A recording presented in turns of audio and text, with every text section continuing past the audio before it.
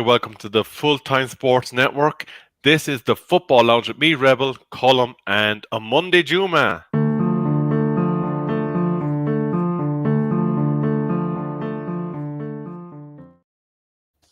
Yes, there was Piano Man Sanchez giving us the intro there to the Football Lounge. And I want to welcome somebody that's not really a regular over here, but does do our boxing coverage, the esteemed, the learned, the Monday Juma. Welcome to FDSN once again. It's a pleasure to be here, Rebel. Big up to you, Colum, as well. Hope you guys are doing well. Really looking forward to this show today. I've even just put the kettle on because it's the lounge show. I hope everyone else is doing well, watching in, tuning in. We're going to talk all things football and all the latest developments. So glad to be here, guys. Absolutely. And as you might have noticed, I have a paint job behind me this time. So I'm we're tipping out. yeah, the budget has increased, and we do. Speaking of our budget, that we do have to mention our wonderful sponsors and partners. Colum, over to you. No worries. Yes, we have some wonderful sponsors of the show. Firstly, it is Global Mapping Surveys. You all know about Global Mapping Surveys by now, but in case you are new, we will tell you a little bit more. We are proudly sponsored by Global Mapping Surveys. They currently assist architects, property developers, and construction companies all over the country. That's in the UK. They offer a wide range of services, such as setting out topographical surveys, 3D laser scanning, and monitoring. If this information does interest you, the link is in the description for the website and contact details below. Thank you so much to Global Mapping Surveys for their continued sponsorship. And finally, we are also an official partner with Rafe Esports Energy Drink.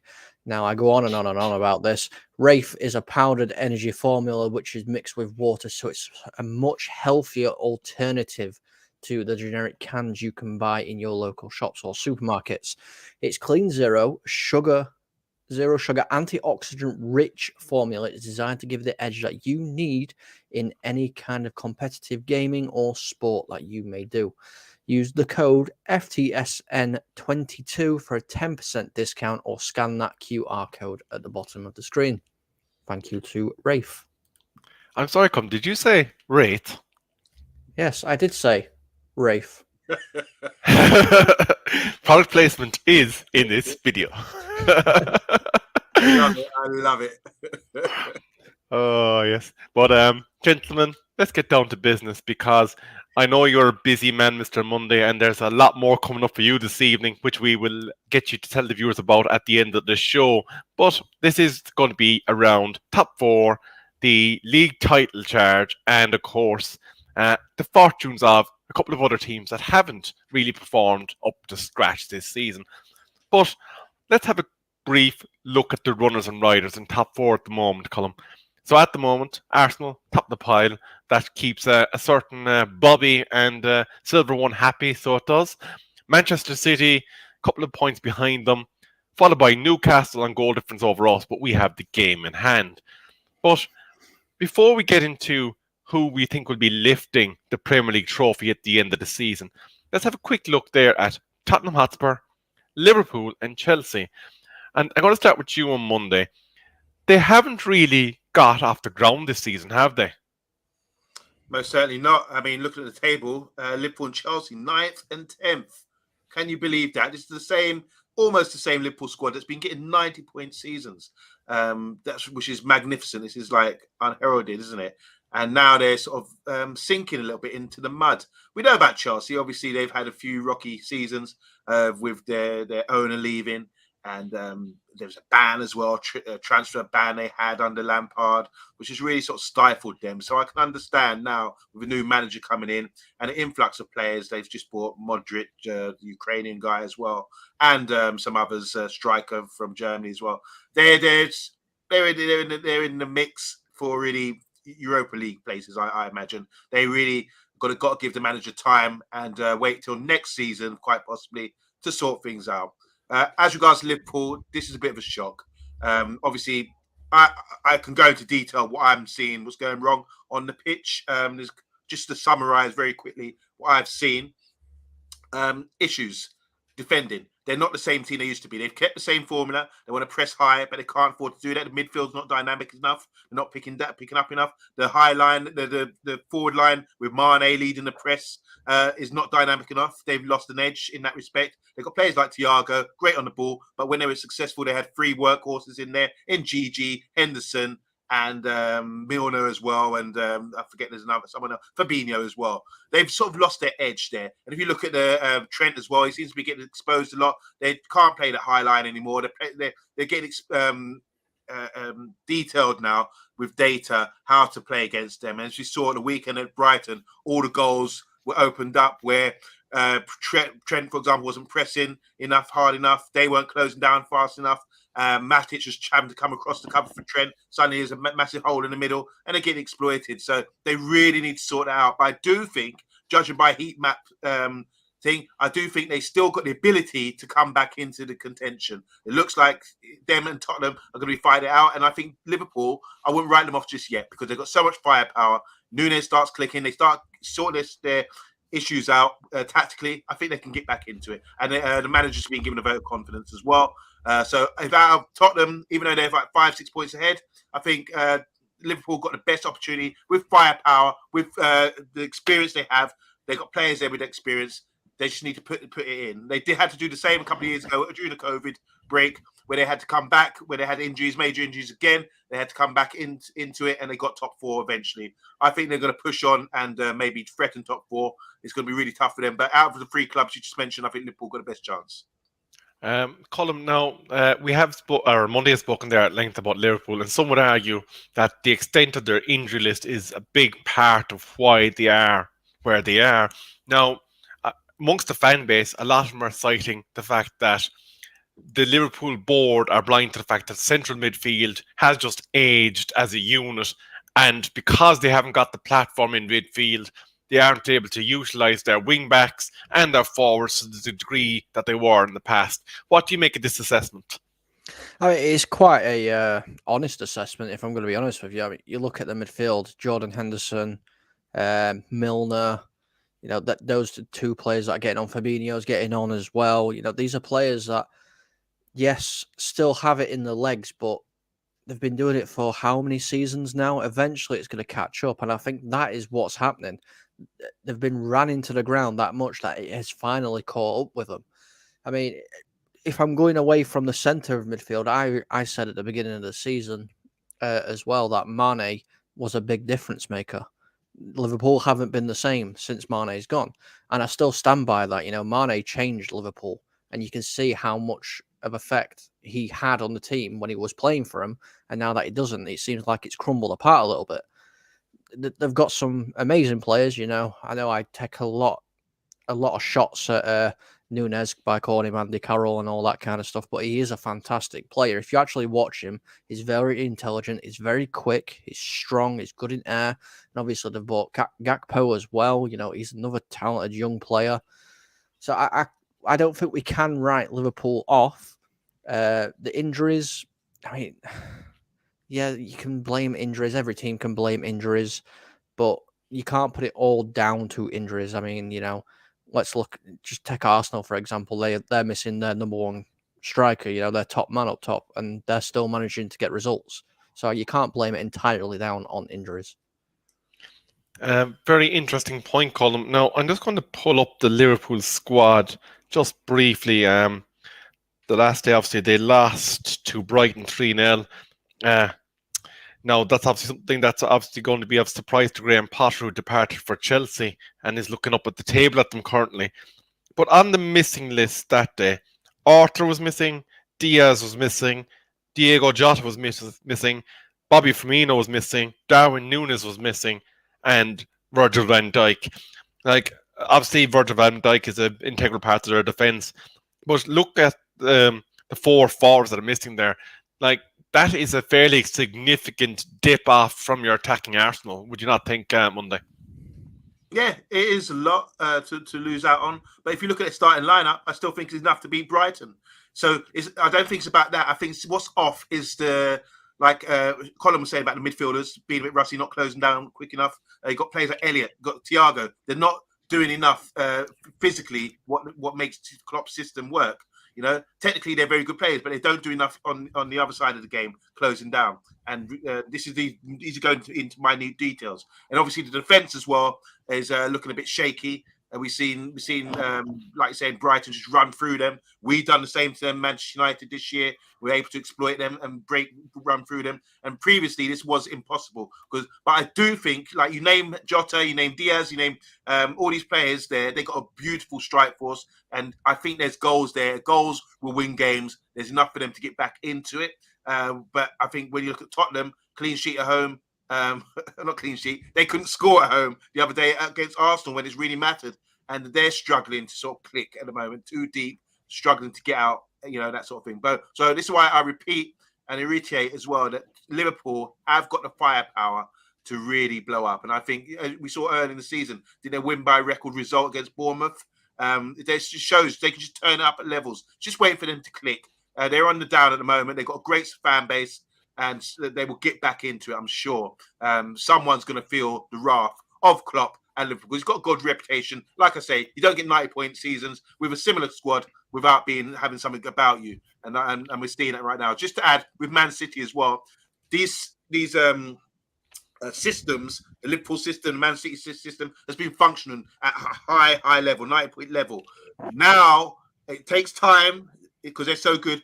But people are starting to counter that. People are starting to learn. You cannot get away with this so long in the Premiership, as Alex Ferguson found out with his 4-4-2 until Mourinho came along and changed it up and brought a Drogba-style Chelsea with a 4-2-3-1, which had to change the whole game. And then he had to adapt accordingly and get rid of Van Nistelrooy and get more wider guys, Rooney and Ronaldo to come in. So things evolve in the Premiership. You can't stay stagnant with the same system over and over again, as Man City found out against Man United the other day.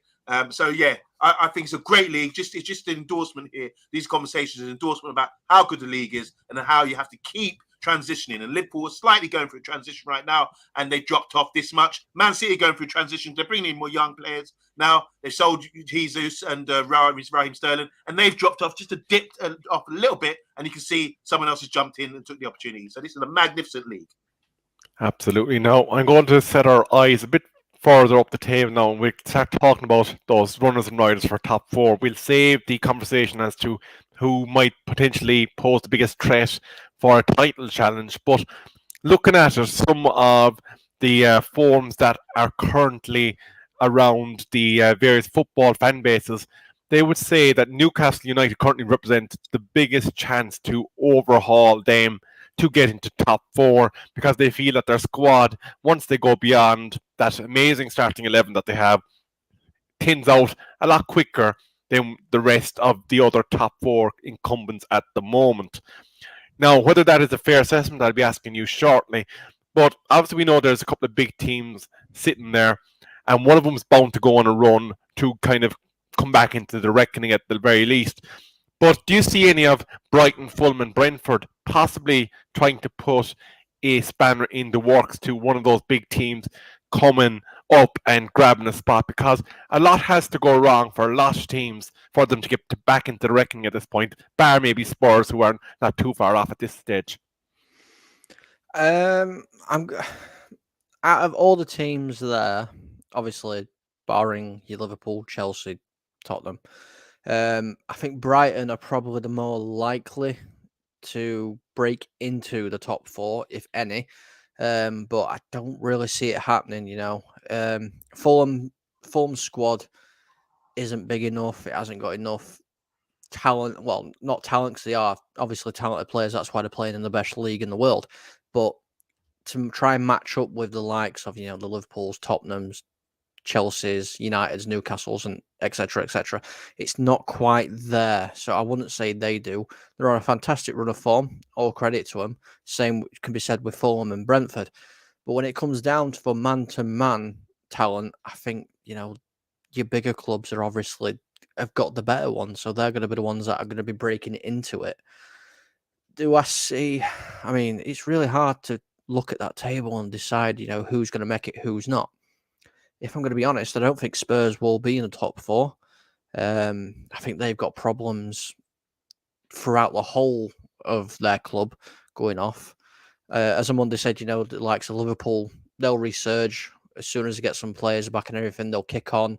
you'll see them go up the table. I don't think Newcastle will stay in the top 4 either. I don't think they've got a big enough squad.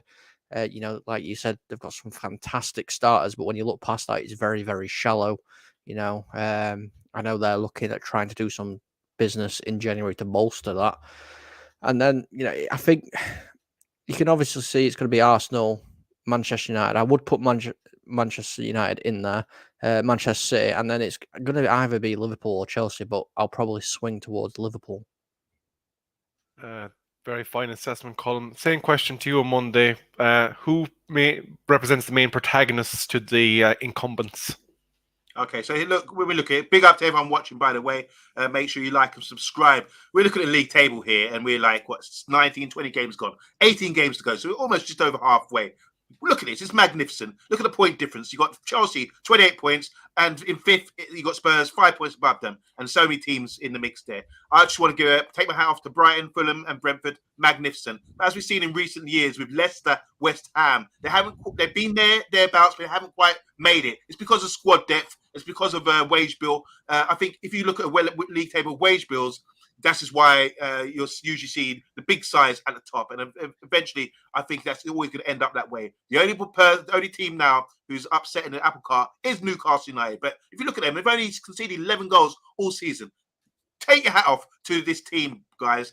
I know you're saying a bit short on the squad depth, maybe. They could make reinforcements this month. Who knows? But to concede 11 goals in 19 games, that is brilliant. They're showing to do something right. And I watched them against Fulham the other day. Fulham gave them hell, but they just managed to show enough character to get the win. And that 12th man was there, the home side, their crowd, and that kind of thing. Brilliant, brilliant team. And I think they are the team that Liverpool and Chelsea will be itching at to try and target. Because, like I say, judge it by the wage bill, judge it by the squad depth. 5 subs every game. This is where the squad comes into change. When we look at benches of certain sides, I was watching Tottenham against Arsenal. Arsenal's bench, it's a bit weak in certain departments, but they managed to. They've been fortunate with injuries, so it's a top league. I think Fulham will drop off. I think Brighton won't be able to do it. I don't think Brentford will either. These sides, just like West Ham and Leicester in previous years, will drop off and not slightly make it. But you have to consider sides with big wage budgets like Liverpool, Chelsea, and Tottenham. And I do believe Newcastle at the moment will stay there because of the energy they have, the momentum they have, the youth, the English core. They've got a lot of big English core players, which is really good, intelligent signing to bring these guys in because they played in the Premiership. They bought players like the Burnley big striker Wood. He's played in the Premiership. They could have gone and bought someone foreign, Then they bought Isaac. He's come back. He's like a new signing. He comes and scores the equaliser yesterday,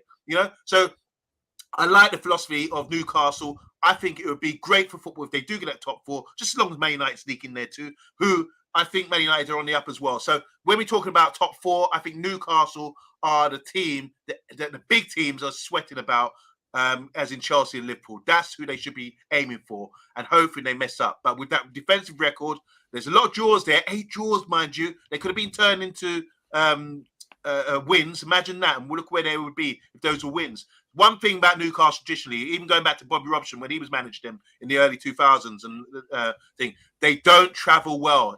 Newcastle's a very isolated place in England, all the way up there. They're the biggest, they're the one team city, as you know. Obviously, they've got Middlesbrough and Sunderland around them, but to travel, imagine them going to Southampton. That's a long way to go. They've got a terrible record in London traditionally as well. So this is where the draws, I think, is coming from. It could take a couple of years for them to turn their way form into wins, and then you might see a title challenge from them. So I think Newcastle are the one to really sort of stay in the top 4, and we will be thereabouts, just like Leicester were up until the last 2 days of the season. Absolutely. I just want to say a quick hello to Moss, who's in the comments there. He's going ham on them, and we do thank you. He's one of our presenters here on the Full-Time Sports Network. But I just want to touch on Newcastle just briefly. It's roughly 12 months since the takeover at this point, and obviously the fortunes of Newcastle have shifted dramatically. They were pretty much in relegation form around this time last year, and I'd imagine if you actually put their points haul together for 2022, it would be quite startling as to where they would sit in a Premier League table. Definitely a team that is improving year on year, and their project is going right. But that does bring us now to the next question, and that is, who can lay the gauntlet down to Arsenal and put them under pressure. Manchester United, Manchester City, and of course Arsenal all have their eyes on possibly winning silverware at the end of the season. Now, despite what Pep Guardiola said in his press conference after the Manchester United defeat, I don't believe for a second that he's given up on that league, and I don't think anybody else does either. But do you think that we are in a pivotal week in the shape of this season's Premier League title? Because Manchester United obviously play Crystal Palace on Wednesday. Manchester City take on Spurs for the first of two games that they will be playing over the next three against them in Premier League due to their original fixture being moved. Arsenal then will be going head-to-head with Manchester United and Manchester City again very soon. So is this going to be the story of Arsenal needing to come through unscathed, or at least in a minor skating in these pivotal fixtures? How important is it for United City to close ground on them during this period of games on Monday? Okay, yeah. So this week is going to be pivotal to what happens for the Championship. I think Man United have got opportunity. You win against Palace, which is not given. You win against Palace. If you go back to the league table, I think that gets us to 6 points behind Arsenal. Then we play Arsenal at the weekend. And if there's one team that have proven Arsenal would like to get overloads in midfield with Shevchenko coming into midfield. They've done it against Spurs. Spurs play a two-man midfield. Suicide. I don't know why they do that against a five-man, which is almost 4 or 5-man midfield in Arsenal. They were overrun and overloaded. What we did against Arsenal when we played them at Old Trafford, we allowed them to overload us in midfield and we countered them quick and decisive. And we are a much improved machine than we were way back when we played them originally and we beat them 3-1. But if you look at the goals, we open them up. Same applies with Man City. We did exactly the same to them. Soaked up a lot of pressure and then got the counter presses on them and opened them up where they were wide open at the back, two at the back, and asking for backup and things. So it wasn't going to happen. We are the danger to all these teams that play well. We have possession-based football. So it's going to be a major, major game against Arsenal. And I know you're in Moss, you're watching right now. I know I'm not going to boast up and say we're going to beat you, but I know that you're afraid of us after seeing what we did to Man City. And you are Man City Junior, as in little mini Man City, the way you play your football. Because Arteta obviously come through Pep. So I think you got a lot to fear. You could overrun us. You could be playing a better team, playing a better match against us, but we got the opportunity to beat you. So if we beat Palace, we go on to 41 points. And then we beat you, and we close the gap to 3 points. And then you can start talking realistically about a title challenge. And I'm confident, as a Man United fan, I'm very confident that we will be, by the end of the week, we could quite easily be in a title challenge, even though I think we're in one now, because there's a long way to go. And we are on the up. We've got a lot of momentum right now. We've got a new striker coming in who can give us a new dynamic and cause defenders problems, which will pin down defenders and bring our talented players like the wide men, like Anthony and all these guys. It will benefit them, but they'll bring them into play and Bruno into play and other players as well. So I think it's a 3-horse race at the moment. And Man City, for me, are favourites. I think Arsenal are not going to win the league. I think Man City or Manchester United, the big red... we run Manchester, by the way. The big red club, Manchester, and Man City, the big blue club as well, are going to put the pressure on. And I think because of lack of experience, because remember they come 8th twice, 2 seasons in a row, Arsenal, I don't think they've got the experience to back up when the pressure gets really on them. A couple of injuries. They complained when they lost to us. It was about to replace him, get a better player in. No, we're going for Modric, a wide man, or something like that. They don't need that. Do you understand what I'm saying? So there's a lot of factors why I think Man United and Manchester City are the real title contenders. And by the end of the week, I could be wrong, but based on what I've seen so far, the evidence is we beat them already. We beat Man City as well. We're on the up. We know how to beat teams that have great possessions. We can soak up teams as well. We minimise chances. We're improved in that unit, and we're on the way up as well. And we've got a new striker to come in as well. So I think it could be quite possible by the end of the week, we could be talking about Manchester United, Man City, and Arsenal, a 3-horse race. Very interesting points, of course, there on Monday. Now, Colm, I am going to put a small spanner in the United works just because, for the sake of the conversation, we do need to look at this. A lot of the rival fan bases are saying that what Manchester United are doing at the moment very much centres around a fit and able Casemiro and Eriksen midfield. If we suffer an injury to, I suppose, Casemiro or Eriksen, how much does that affect not only a chance of making a bit of pressure on Arsenal, but actually staying in top four? If both get injured, it's going to cause us a lot of problems. If both get injured, if let's say Ericsson gets injured, as much as I think Ericsson is a fantastic player, we've got Fred as backup. We saw what Fred did at City. You know, he had Kevin De Bruyne in his pocket for most of the game, so I'm not too concerned. The big one is Casemiro. If we lose Casemiro, I think we will struggle a lot. Since he's come in, he's been absolutely perfect. You know what I mean? He's solidified that midfield. The defense looks a lot more solid because they know they've got somebody of his caliber in front of them as well. So yeah, I'd be concerned if we lose Casemiro. If we lose both of them, I'm definitely concerned because we don't have the squad depth to replace them. You know, we've got Fred and McTominay. As much as I'd love to see the likes of Hannibal or Zidane Iqbal, these kind of players come in, I think it'd still be too early for him to come in and turn around and say to them, look, we need you to play on the same level as what a Casemiro does, because we're in a title race. It's a little bit too much for that. Now, before I get clipped, I am going to make it clear, I don't think Manchester United are in a title race, and I will say why. Even though if we beat Palace and we beat Arsenal, I still don't think we're going to be in a title race because we are the only club that are still fighting for 4 trophies. We don't have the squad depth to go for all 4. So we're going to have to drop out of one of them if we are going to be pushing for the Premier League title. You never know. I might be proven wrong. United might do a complete clean sweep. And I hope they do, but I really don't see it happening. So for me, I don't think United are in a title race. I think they're comfortably trying to get top 4, and that's where their aim is. Absolutely. No, I will just say a quick hello to the silver one. Yes, we will be covering the yellow card implications of Casemiro and other players in the preview shows that will be taking place here, and I think also obviously in the United agenda. But that is a conversation for another day. My own personal feelings is, obviously, there's a lot of rounds left in the FA Cup, and you can get a draw that will knock us out. So I think that's most likely one that we'll end up getting knocked out of first if we are to drop out of the competition. There's nothing guaranteed against Barcelona in the Europa League. So all of a sudden, you could be down to League Cup and running for the top 4. But it is very much based on avoiding injuries in those key light areas. Ten Hag himself has stated his desire to get a central midfielder in on loan because the loss of Danny van der Beek is after hitting his squad depth and is causing him concern. Now, there are 9 of you wonderful people in the chat, so please do consider giving us a like, share, and subscribe. It is much appreciated here on the Full Time Sports Network. Now, on Monday, I know we are running tight on time for you, so we are going to come into the final topic, and there is 2 transfer rumours that are going around. Now, at the moment, they concern United, so apologies for any other fan base that is in the channel at the moment.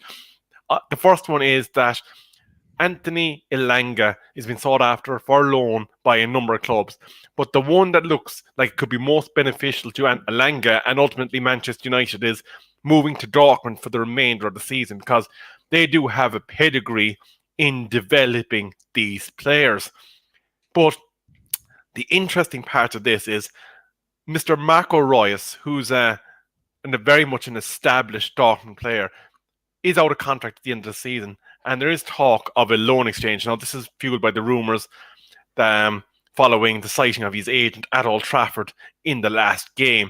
Now, he could have been there for any reason. For all we know, he's after taking over the reins of one of Manchester United's contract negotiations for one of our own players. So speculation is obviously all there is to that. But just briefly, lads, how beneficial to Elanga would it be for him to go there? And would Royce add anything to us for this back end of season run? I mean, me and Amondi are both just nodding our heads, just like, I mean, I'll start with Elanga. I mean, where else could you go? Borussia Dortmund are fantastic, absolutely brilliant at helping young talent just step up and step up again and step up again. You look at the players that they've had. Jadon Sancho turned him into a world-class player. They've currently got Jude Bellingham, turned him into a world-class player. Then the list can go on and on and on and on and on. You know, Lewandowski, Marco Reus, all these kind of players have all come through a wonderful setup that is already there. So it'd be a fantastic move for United and Elanga himself, because he would absolutely become a star just going from what they do. Now, Marco Reus, I have been a massive fan of Marco Reus for a lot of years. I mean, when I've played FIFA or Football Manager or anything, he's always one of the first people that I go for. He is, because I absolutely love him and I love the way he plays football. He's so smart. He's, you talk about players, that are like one step ahead of another person. He's not. He's like 2, 3, 4 steps ahead. He's already looked up and seen how he wants it to play out before he's even got the ball to his feet. He's such a wonderful player. And if he does want to come to United and it is a swap deal, on a loan swap deal, I would be more than happy to see him patrolling the midfield, or if he wants to go out on the wing, wherever he wants to play. I'll be happy to see him do that in a United shirt. Absolutely. No. I mean, make some brilliant points there. Elanga going to Dortmund, a team that he could, rejuvenate himself again, because really he's been a bit stifled. Remember him last year in the Champions League against Atletico Madrid, going through and scoring that brilliant goal, and there was a song about him. But since then, his stock sort of died because he's not getting enough game time, and he's not really showing development, as in another side of his game. Granted, he's physical, he's strong, he's got all those attributes there. So let him go to another league. That'd be a great move, rather than going to Everton, because I think he get lost in Everton. I mean, we've seen Donny Van Beek go there last year. Everton in a relegation fight. You're not going to really be able to express himself. A great move would be Dortmund. That wasn't on my agenda, but if that's what's being spoken about from Rebel, I trust the sources. But when you talk about Marco Reus coming the other way, wow, this is a guy I thought would be a one-team guy. He's played for Dortmund for so many years and always been world class. Didn't even go to Bayern Munich. That's usually progression, isn't it? You're one of the best players at Dortmund, you end up going to Bayern Munich. But he's such a class player. The only problem with him is he's got injury prone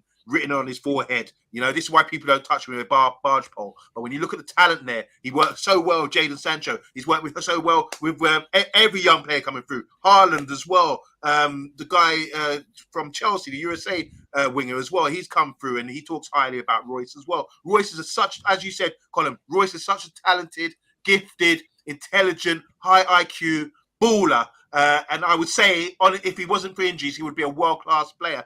Trust me on this, I'm not just boasting up just because it's linked with Man United. I'm sure most of you guys are really knowledgeable on football. You know the deal as well. I think he would fit in really well, give us an option with Eriksen and Bruno, that sort of role.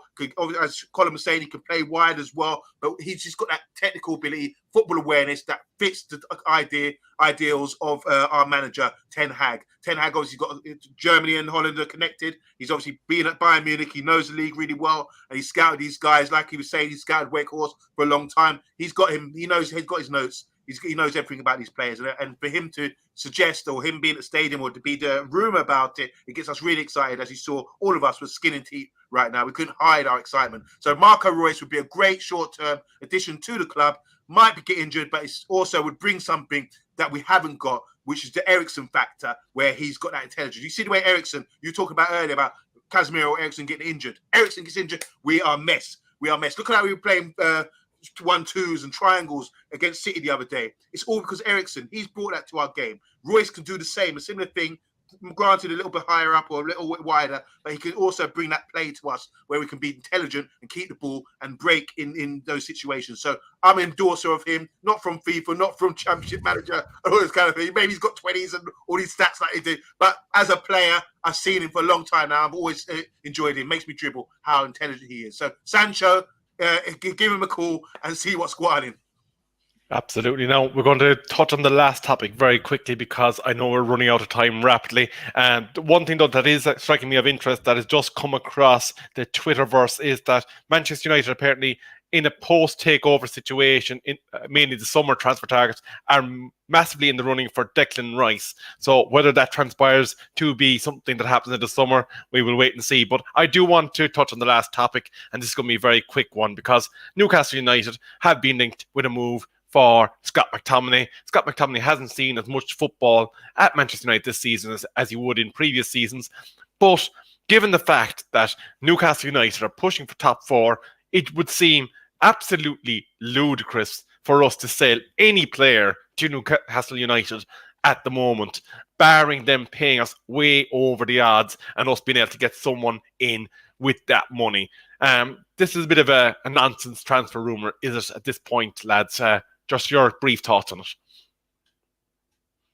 Yeah, it is. Like you said, we haven't got the squad depth to let players go, and we haven't got any money to bring people in. So it's a non-starter, like you said, unless Newcastle wins come in like tomorrow, so we've got time to replace Scott McTominay, and they're coming with something like 50, 60 million. I don't see him going anywhere at all. So yeah, I agree with you, Colin. He's going nowhere. This is a guy who I don't underrate. I don't undervalue him. If you want him, you're going to pay 60, 70 million, in my opinion. He's that valuable. And I think if you saw him go to another team, you'd soon realize how valuable this guy is. We're talking about Declan Rice, great player as well. He's valued at 100 and something million. I don't think it's much difference between the two players. Declan Rice, a bit better, in my opinion. But Scott McTominay is a battle horse. He works hard for the team and he listens to instructions, does the job really well. Just going back to when we played West Ham, we were getting overrun. Where Declan Rice was running midfield. Manager makes a change, brings on McTominay. McTominay sits on him, runs with him, and makes him play that way because he's got so much legs and he's such a 2 lungs. He's probably got 4 lungs in his system because he can get up and down the pitch really well. And he's strong as an ox and he can defend well. He can get up and in the other area as well. And he was dragging Rice with him, and Rice had to be responsible and go with him. So he's a game changer for me. Still experienced enough to and a top pro.